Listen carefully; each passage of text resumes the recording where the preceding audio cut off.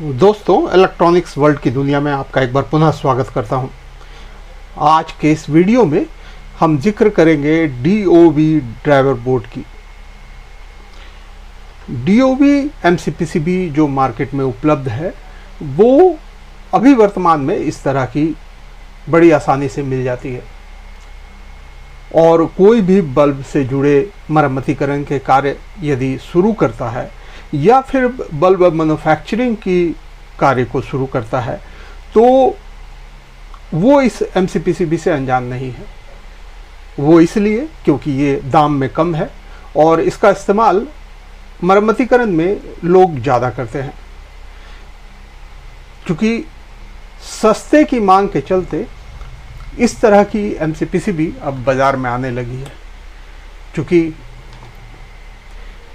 किसी भी बल्ब में जिसमें HPF ड्राइवर लगी होती है और इस तरह की HPF ड्राइवर के साथ MCPCB लगी आती है, ये जब ख़राब होती है तो HPF ड्राइवर में एक तो मरम्मतीकरण कार्य बड़ा होता है, दूसरी बात है कि उसका दाम अधिक होता है। इसलिए लोग इस DOV लाइट को प्रेफर करते हैं। बट इस DOV लाइट को लगाने के साथ ही इसके बहुत सारे ड्रॉबैक भी हैं।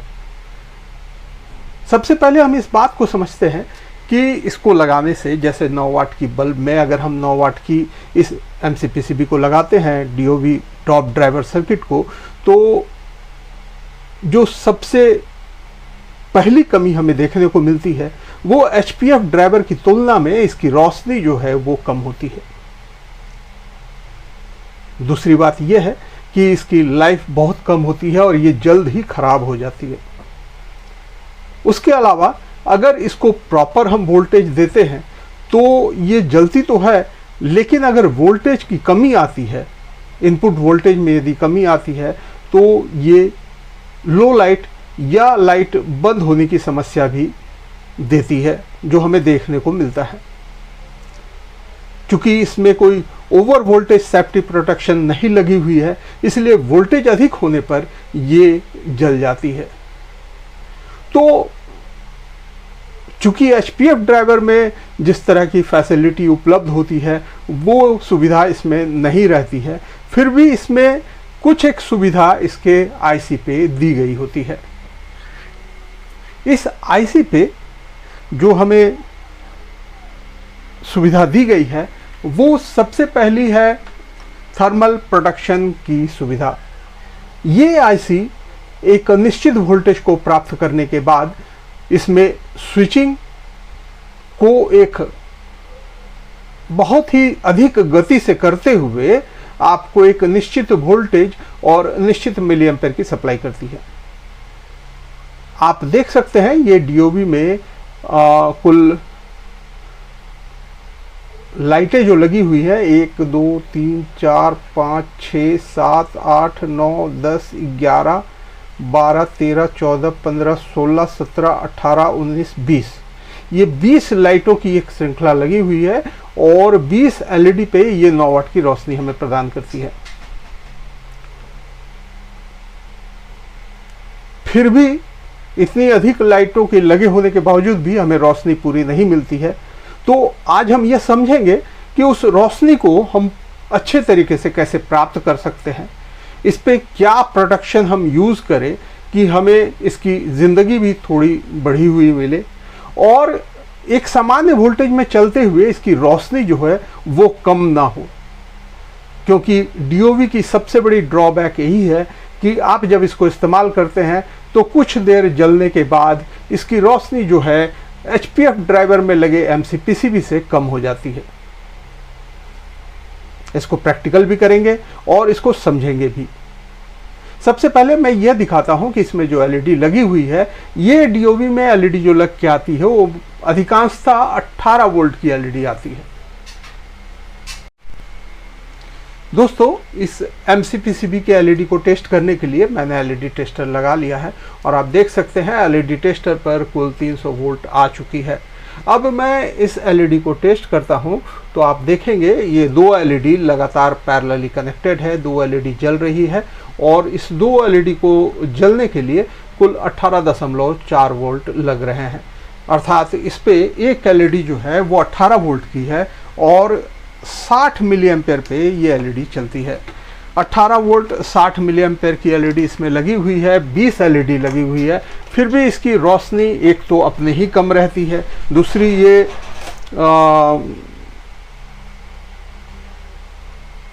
कुछ देर चलने के बाद इसकी रोशनी जो है वो कम हो जाती है। तो इन सभी बातों को ध्यान में रखते हुए इस डीओबी सर्किट में हम क्या बदलाव लाएंगे कि इसका इस्तेमाल हम बेहतर तरीके से कर सके, आज इसी बात पे वीडियो है। आप वीडियो को ध्यान से देखिए ताकि इसमें क्या क्या सुधार किया जा सकता है ताकि इसे लंबे समय तक हम चला सके। दोस्तों, इस डॉप ड्राइवर सर्किट से अगर हमें एक अच्छी रोशनी प्राप्त करनी है और इसे लंबे समय तक चलाना है तो इसमें कुछ एक प्रोटेक्शन और कुछ एक सपोर्टिंग कंपोनेंट्स जोड़ने होंगे। साथ ही इसकी जो फिटिंग्स है उस पर भी विशेष ध्यान रखना होगा, तभी जाकर ये लंबे समय तक चल सकता है। लो वोल्टेज होने की जो सबसे बड़ी समस्या है वो समस्या ही इसी बात से उत्पन्न होती है कि 20 एलईडी लगे होने के कारण एक छोटे से जगह में इसकी जो एमसीपीसीबी है वो बहुत अधिक मात्रा में हीट होती है। और चूंकि इसके आईसी में थर्मल प्रोटेक्शन सिस्टम लगा हुआ होता है तो एक अधिक रूप से अगर ये हिट हो जाती है तो इसका थर्मल प्रोटेक्शन एक्टिवेट होता है। उस कंडीशन में इस आईसी की स्विचिंग जो है वो लो हो जाती है और स्विचिंग लो होने से इससे निकलने वाले आउटपुट वोल्टेज कम हो जाती है और वोल्टेज के कम होने से इसकी जो रोशनी है वो कम हो जाती है। तो हमें कुल मिला के बहुत सारी बातों को ध्यान में रखना होगा और सभी बातों को जब ध्यान में रखते हुए हम इसे चलाएंगे तो इससे एक अच्छी रोशनी प्राप्त करेंगे। सबसे पहली बात यह है कि इस ब्रिज रेक्टिफायर में जो एसी वोल्टेज हम एल और एन पॉइंट के द्वारा इन करते हैं उस ब्रिज रेक्टिफायर के आउटपुट सेक्शन पे जहां पॉजिटिव और नेगेटिव करंट बनकर निकलती है उस पॉजिटिव और नेगेटिव पर हम अगर एक सपोर्टिंग कैपेसिटर यहाँ इंस्टॉल करते हैं तो इसकी रोशनी जो है वो 9 वाट से बढ़ जाएगी। अगर आप वॉटेज मीटर में इसको नापेंगे तो ये लगभग 9 वाट की एमसीपीसीबी जो है वो 11 से 12 वाट की रोशनी आपको प्रदान करना शुरू कर देगी। अब यहाँ कौन सा कैपेसिटर हम इंस्टॉल करें? तो किसी भी ब्रिज रेक्टिफायर को जब उसकी एसी की पॉइंट आप अपनी ओर करके रखते हैं तो उसके विपरीत छोर पे जो 2 पॉइंट बनी होती है उसके दाहिने छोर पे हमेशा पॉजिटिव रहता है और बाएं छोर पे हमेशा नेगेटिव रहता है। तो जब हम कैपेसिटर इस पे लगाएंगे तो जो कैपेसिटर हमें लगाना है वो है 4.7 MFD और 400 या 450 वोल्ट की। मैं यहाँ जो लगाने जा रहा हूँ वो 4.7 MFD और 400 वोल्ट की कैपेसिटर है। मैं इसे कनेक्ट करता हूं।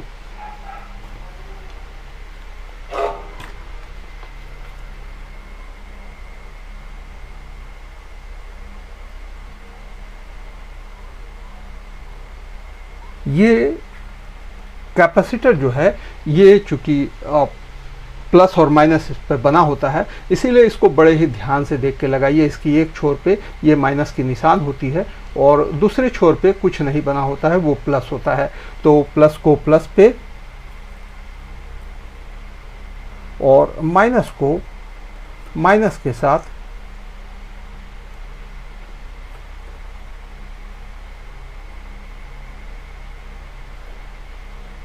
अटैच कीजिए।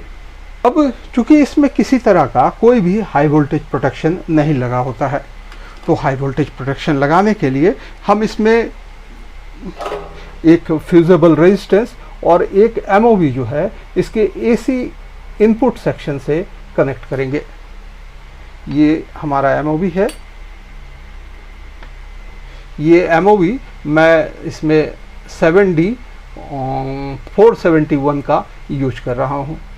आप देख सकते हैं कि ये मैंने एसी के एक पॉइंट पे एमओवी की एक लेग और एसी के दूसरे पॉइंट पे एसी इनपुट में एमओवी की दूसरी लेग मैंने सोल्ड कर दी है। अब चूंकि हाई वोल्टेज प्रोटेक्शन के लिए एक फ्यूज़ का लगा होना बहुत ही ज़रूरी होता है। इसीलिए हम इसमें 68 ओम्स की एक फ्यूजेबल रेजिस्टेंस यूज करेंगे।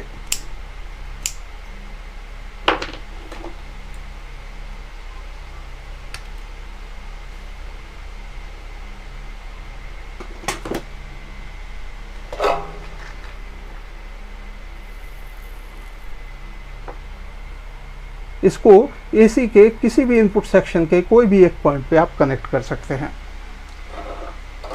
अब इतने कनेक्शन होने के बाद आप जब इसमें पावर देंगे तो आपको रोशनी जो है एक बेहतरीन रोशनी मिलेगी।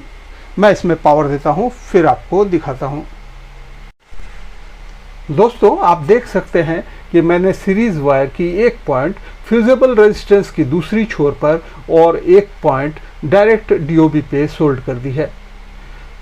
अब इस डीओबी को अगर हम जलाते हैं तो हमें रोशनी जो है वो बेहतरीन मिलेगी और कम वोल्ट भी अगर सप्लाई में रहे तो भी इसकी रोशनी बनेगी। जैसा कि एमसीपीसीबी पे अगर एचपीएफ ड्राइवर लगा हो तो वो 70 वोल्ट के इनपुट से अच्छी रोशनी देनी शुरू कर देती है, लेकिन डीओबी में ऐसा नहीं है। डीओबी में रोशनी की शुरुआत ही 120 वोल्ट इनपुट के बाद शुरू होता है और जैसे जैसे हम वोल्टेज बढ़ाते हैं उस हिसाब से इसकी रोशनी बढ़ती है।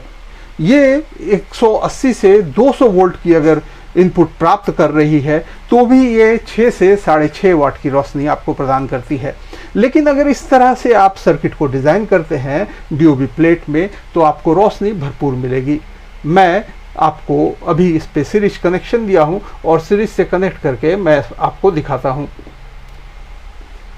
आप देख सकते हैं कि डीओबी में एक अच्छी रोशनी प्राप्त हो रही है, लेकिन अगर ऐसे ही हम इसे चलाएं तो ये कुछ देर में इसकी रोशनी कम हो जाएगी। कम होने के पीछे का कारण ये है कि इसके आईसी के अंदर जो थर्मल प्रोटेक्शन लगा हुआ है वो एक्टिवेट हो जाएगी और इसकी स्विचिंग को कम कर देगी। ये एमसीपीसीबी में टेम्परेचर बढ़ने से ये समस्या उत्पन्न होती है। तो हम गलती कहाँ करते हैं उस बात को भी मैं समझाता हूँ। हम कभी भी जब 9 वाट की बल्ब को रिपेयरिंग करते हैं तो उस पर 9 वाट की डीओबी को लगा देते हैं। अब 9 वाट की डीओबी अगर हम लगा रहे हैं, मैं इसे खोल लेता हूँ, तोड़ देता हूँ एक सेट और उसके बाद आपको दिखाता हूँ। अब 9 वाट की डीओबी अगर इस टिक्की पे मैं फिट करता हूँ तो आप देखेंगे ये टिक्की की जो साइज है उस साइज के अनुपात में इसकी सारी बल्बें बाहर की छोर पर आ जाती है। बाहर की छोर पर तो आ जाती है और ये जब गर्म होती है तो बाहरी किनारे से इसको ठंडा होने के लिए टिक्की का सपोर्ट नहीं मिल पाता है। उस कंडीशन में इसकी टेम्परेचर बढ़ती है और वो लो लाइट की प्रॉब्लम आपको देती है। और चूंकि 9 वाट के बल्ब की जो हाउसिंग आती है वो 57 mm की होती है, ये 9 वाट की बल्ब की हाउसिंग है, ये 57 mm की होती है और ये तो खैर एल्युमिनियम कोटेड है। बहुत लोग पीपी बॉडी का भी इस्तेमाल करते हैं। तो पीपी बॉडी का इस्तेमाल करने के बाद होता ये है कि टिक्की भी हल्की क्वालिटी की होती है और पीपी बॉडी में टेम्परेचर कहीं भी एडजस्ट नहीं हो पाता है। उस कंडीशन में ये टिक्की गर्म होने के बाद एमसीपीसीबी गर्म हो जाती है। दूसरी समस्या ये है कि लोग जब इस डीओबी एमसीपीसीबी को फिट करते हैं तो इसके पीछे कोई थर्मल कंपाउंड नहीं लगाते हैं। डीओबी एमसीपीसीबी अगर आप फिट करते हैं, नॉर्मल एमसीपीसीबी में तो आप कोई भी थर्मल कंपाउंड लगा के चला लेते हैं, समस्या आपको नहीं आती है। लेकिन अगर डीओबी को आप फिट कर रहे हैं तो प्रॉपर इसके लिए थर्मल कंपाउंड आती है। ये थर्मल कंपाउंड की ट्यूब है सिलिकॉन की। इस तरह के थर्मल कंपाउंड को आप यूज़ कीजिए तो उस कंडीशन में क्या है, इसका जो हीट है वो पूरी तरह से टिक्की पे जाएगी और एल्युमिनियम बॉडी रहेगी तो एल्युमिनियम बॉडी पे इसका हीट बटेगा और इसकी जो लाइफ है वो बढ़ जाएगी। लेकिन 9 वाट के बल्ब में चूंकि एल्युमिनियम की मात्रा ही इतनी कम होती है कि इसकी गर्मी को बहुत लंबे समय तक नहीं संभाल पाता है।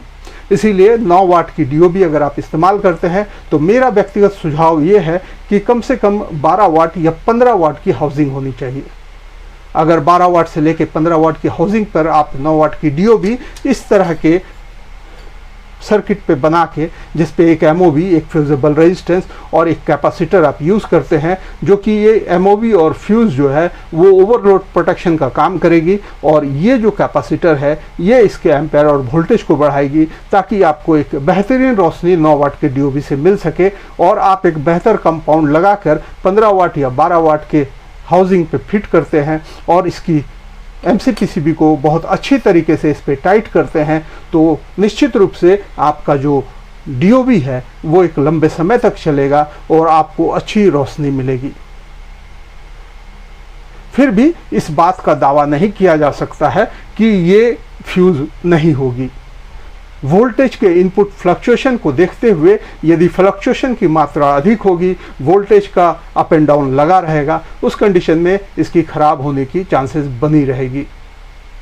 तो बेहतर तो यही है कि आप एमसीपीसीबी एचपीएफ ड्राइवर के साथ इस्तेमाल करें, जो कि आपको एक अच्छा रिजल्ट देगी। लेकिन अगर आप सस्ते में इसका निदान चाहते हैं तो आप डीओबी यूज़ करते हैं, तो डीओबी को इस प्रक्रिया के तहत यूज़ कीजिए, तो आपको डीओबी में भी एक अच्छा प्रकाश और लंबे समय तक ज़िंदगी मिल जाएगी। धन्यवाद दोस्तों, आज के इस वीडियो में बस इतना ही। अगर आपको हमारी वीडियो अच्छी लगी है तो कृपया आप हमारे वीडियो को लाइक करें, हमारे चैनल को सब्सक्राइब करें और बेल आइकन के ऑल नोटिफिकेशन पे जरूर क्लिक करें, ताकि हमारे द्वारा अपलोड की गई वीडियो की पहली नोटिफिकेशन आपको प्राप्त हो। धन्यवाद दोस्तों, आपका दिन शुभ हो।